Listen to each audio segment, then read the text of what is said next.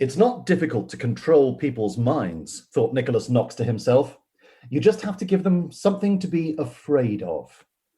He reached up and swatted a patch of ash from the shoulder of his dark, expensive-looking suit. He knew the speech he was about to give would be replayed again and again, and he meant to look his best. The lenses of the news cameras arranged in a semicircle in front of him yawned like hungry open mouths. "I have something to say," said Knox in a commanding, strident voice as the eyes of the media focused on his keen, sharp-nosed face. "The country deserves to know what happened here today. We have been lied to for too long. I have uncovered a shocking secret. My name," he told the country for the first time, "is Nicholas Knox. And for months now, I have been investigating a secret organization that has been operating with the full knowledge and support of the authorities. An organization that threatens the very fabric of our society. An organization that calls itself the Heroes Alliance. This organization exists to cover up the fact that there are freaks in our midst." He raised his voice suddenly. "People with strange and dangerous abilities. But instead of confining them for proper research and treatment, this secretive alliance has been allowing them to roam freely amongst us. And here you can see the result." He waved a hand behind him. The cameras zoomed out to reveal a panorama of tumbled concrete and twisted, blackened metal. "This alliance does not share our common values of openness, decency, and fair play.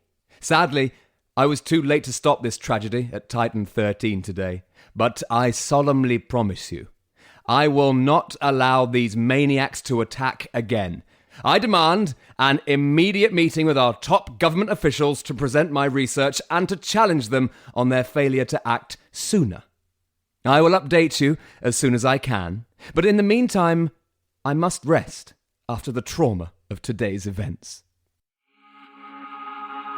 Welcome to the Good Reading Magazine podcast, sponsored by Pantera Press. Good Reading is a monthly magazine dedicated to books and reading and aims to help readers discover their next favourite book. You can find out more about the books discussed on today's podcast at goodreadingmagazine.com.au.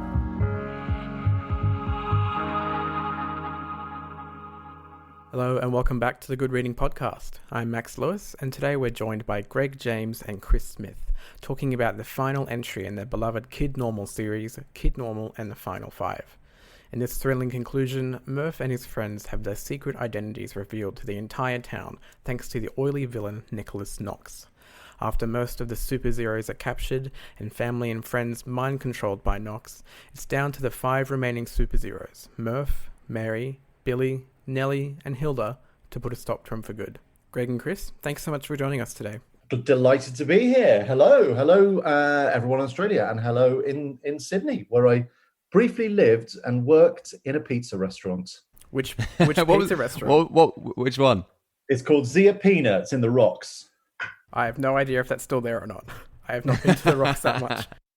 I worked there all through the Sydney summer, running pizzas up and down the stairs in the boiling heat, and lost 23 pounds. It's a good workout plan. I recommend it to anyone. I wonder if they after you left, Chris, they closed it down out of respect. Yeah, probably. They're like, we can't go on anymore without Chris Smith. But Max, thanks for having us. So, how does it feel to have the final book of the Kid Normal series done and dusted? It feels weird because obviously it's been launched during lockdown. So we've been kind of, looking forward to, getting it out there. And we had, a really kind of quite emotional time writing it and kind of saying farewell to these characters. So it's amazing to get the story out there and to sort of bring the story of the Super Zeros to a conclusion. But it has been a shame not to be able to kind of get out and meet lots of readers. And obviously bookshops haven't been open and stuff. So It's been, a slightly strange experience, I would say. And going back to before the series started, how did you two meet and decided to collaborate with writing? Well, we actually met on the radio. and this is on Radio 1, where I've done a show on there for, must have over about 13 years now. And I started on the early breakfast show, and Chris Smith was doing the news on that show, on one of the early morning shows. And there was sort of a rotation of newsreaders doing the 4:30 a.m. bulletin. And one morning, this voice that I'd known for years, because I'd been a fan of Chris's work for a long, long time on the radio, and he'd moved radio stations. And I heard this voice, and he was like, "Hello, it's Chris Smith here," because he buzzed down on the talkback. I went, "Hello, what, the Chris Smith?" And he went, "Well, a Chris Smith." And I immediately thought, "Oh, that's the guy that I know." And then I ran upstairs to Newsbeat and just said hello, and I was like, "Oh my God, I love you," and hi. And then from that point on, Chris sort of rose through the ranks of Newsbeat, and then I changed shows on Radio 1, and then we just kept meeting on various news bulletins. And then on the Drive Time show, Chris was was doing the main Newsbeat, so was around for that show, and we just had loads of fun and started doing a podcast, and did loads of stuff on the radio together, and loads of silly games and characters and all sorts. And the podcast became very like a little cult hit, I suppose, because we did little characters and stories, and we would do stupid voices and voice changer and create little mad worlds with the listeners. And from just talking and just being friends in the pub and whatever, we'd always wanted to write something down, whether it be a comedy or a screenplay or a film or a sitcom or something. And so we just got our heads together and like, what is the thing we want to leave? Because radio is, as you know, and podcasts are they're there and they're gone. Yeah. Radio is sort of it's very instant, which is a wonderful thing, but also can be frustrating because you're like, well, that was really good. I want to hold that and, keep that and open it up and give it another listen or go.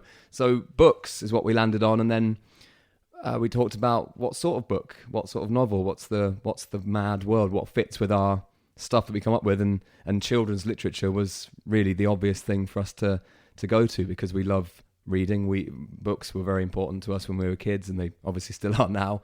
And that was how it came about. And the actual idea was knocked around quite a while. And but yeah, Kid Normal was the idea that we landed on, and it came from a seed from a holiday that Chris was on 5 years ago. Actually, it's 5 years ago, almost to the day, that Greg and I sat in the park, and I said, "I've got this idea. It's got this title and a little idea."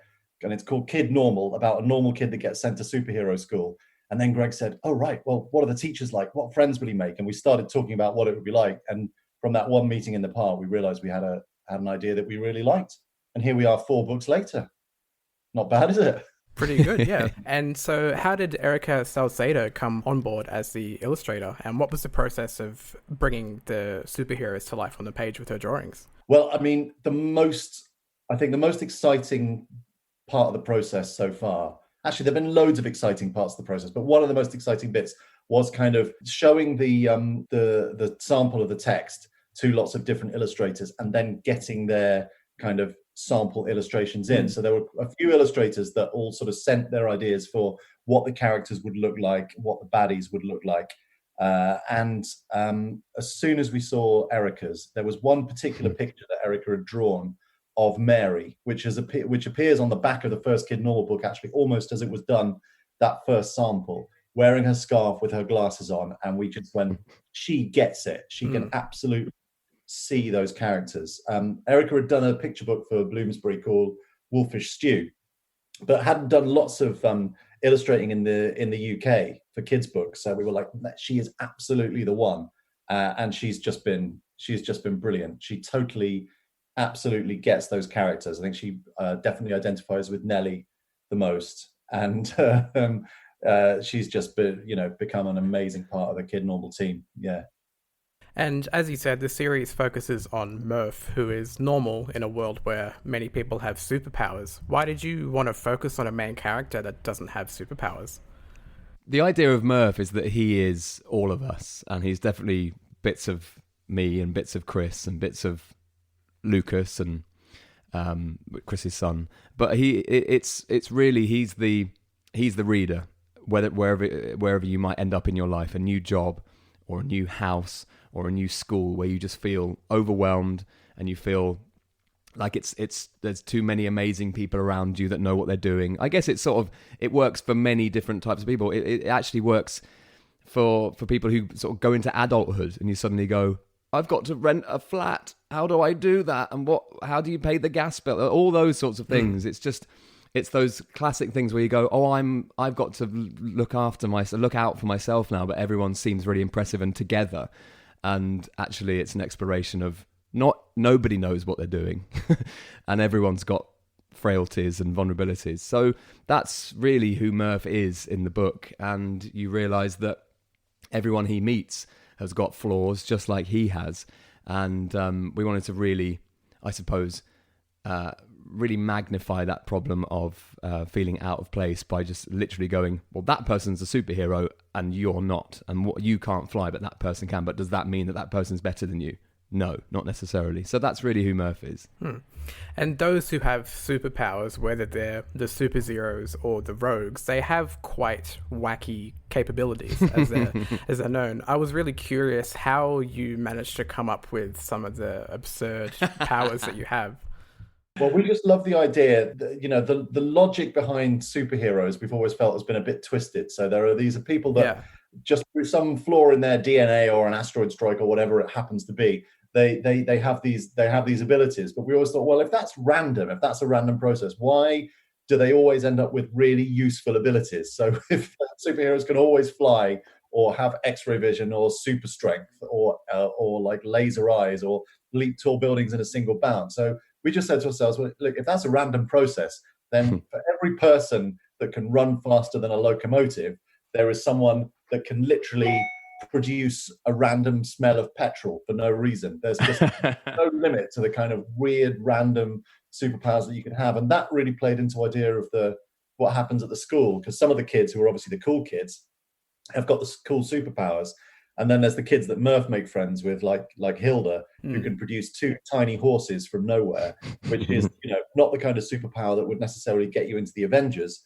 But, for Hilda, it's the coolest power in the world. So it's, again, it's part of our message about accepting your differences and your individuality and embracing whatever the universe has given you, because it's there, for a reason. And once you learn how to use it, there's no limit to what you can do, I guess. And the other part of it is that Chris and I love taking the mickey out of things, and we love spoofing, we love parody and send-ups of stuff. So this is supposed to be a loving parody of the superhero genre to a certain extent. And as Chris was saying, not everyone should be amazing and their power should not be useful all the time. And it's been really fun to play around with that sort of stuff. And throughout the series, is there a particularly favourite super zero or rogue you've come up with that you have a soft spot for?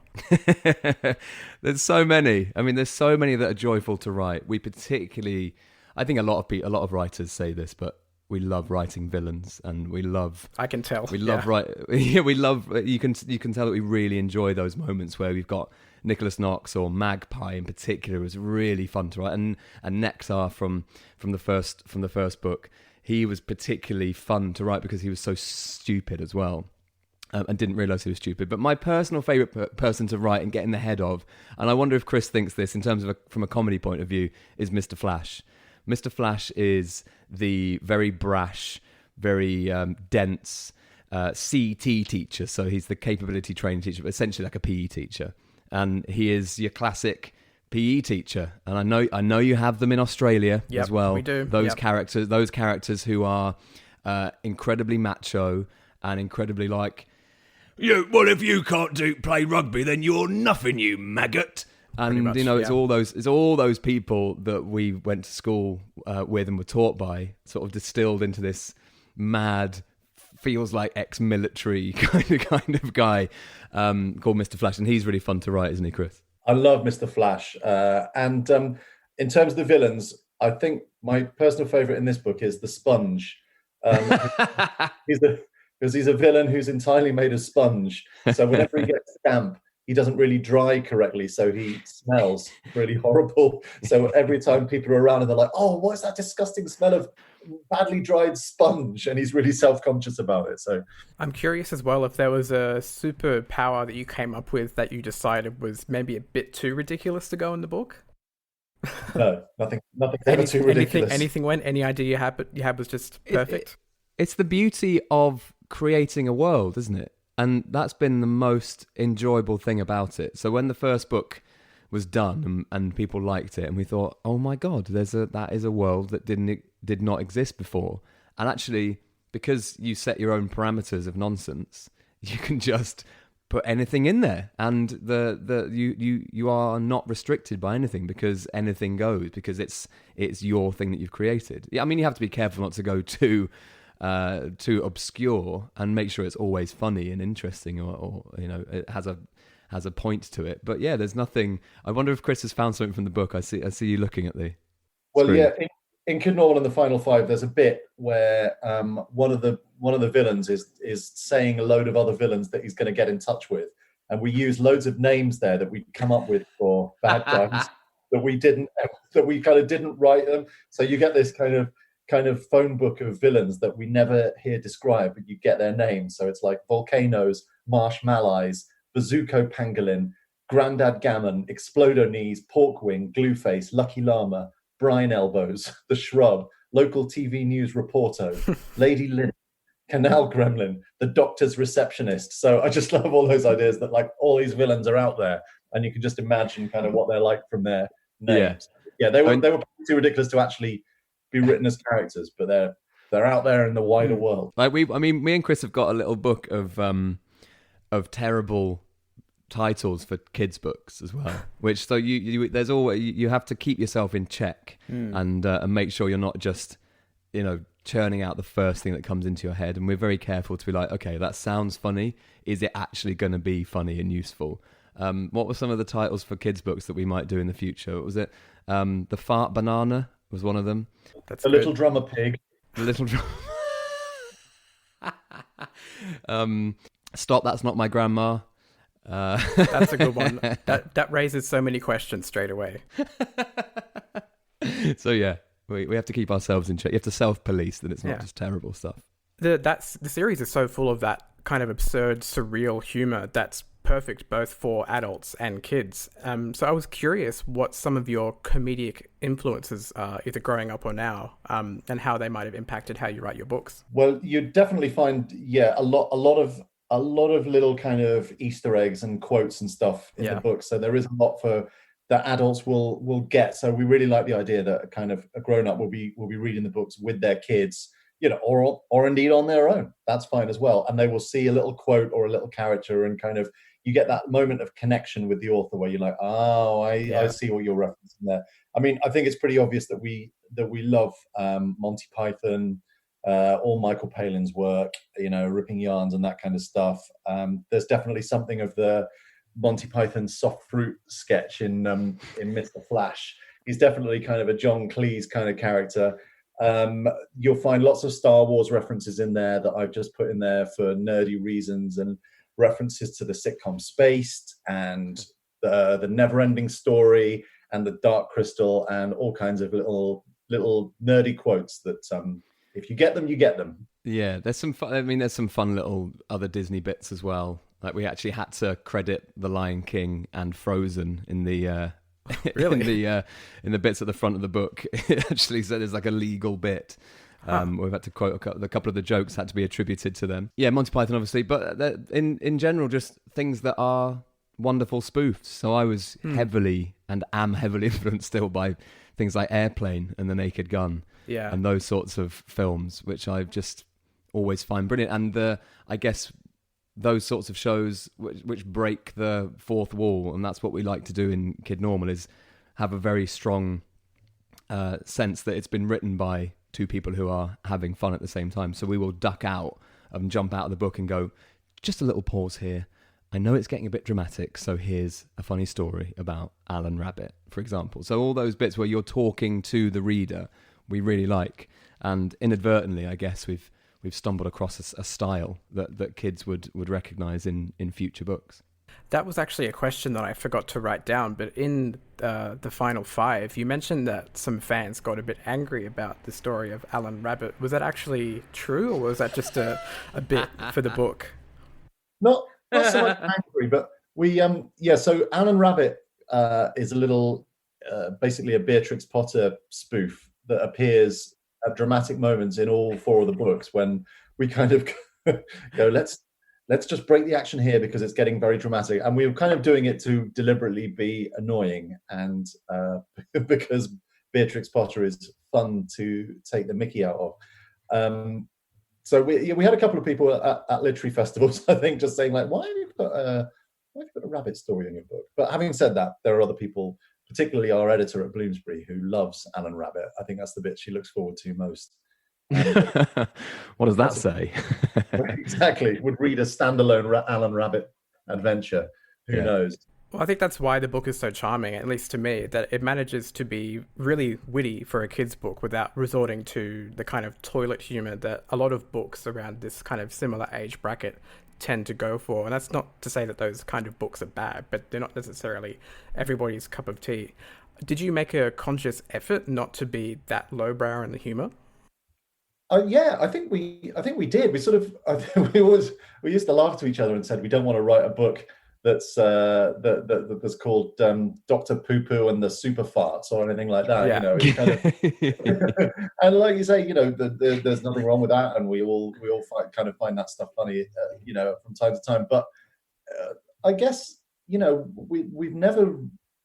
Maybe the key to it is that we didn't really write a book for children. We just wrote a book. You know, we wrote the book that we wanted to write. There's no effort to kind of do anything, you know, different, because the book is for kind of, you know, 8 to 12-year-olds. We just wrote the book that we would find funny, and our sense of humor is probably about, you know, 10 years old. So yeah. it just has turned out to be a kid's book.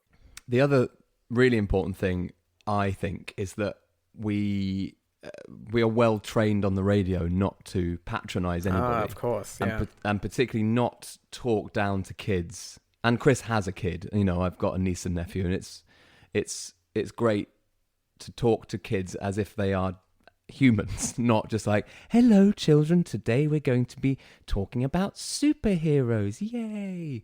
I mean, that's maybe fine for a 3-year-old or something, but on the radio, you just if it's fun, you enjoy it. And I guess it's sort of, as long as it's family friendly, that was our only thing. You know, it can't be a book full of swear words, and it's supposed to be fun. And actually, we talked a lot about this. And like when we were kids, what did we like? And yes, we liked lots of the books that you would expect we liked, and, you know, Enid Blyton and Dahl and Winnie the Pooh and all the rest of it. But actually, your tastes tend to be more aspirational, and you go, well, actually, I want to like, you know, slight things that are slightly older for, you know, for older kids or whatever. So actually, the idea of him being 11 was deliberate, because 11 is an age where you go, oh, I still remember being a kid, and I still get excited about Father Christmas, and also I'm nearly a teenager, and that means I can nearly swear, and I'm nearly at big school, and I'm, you know, and all that kind of stuff's ahead of you. So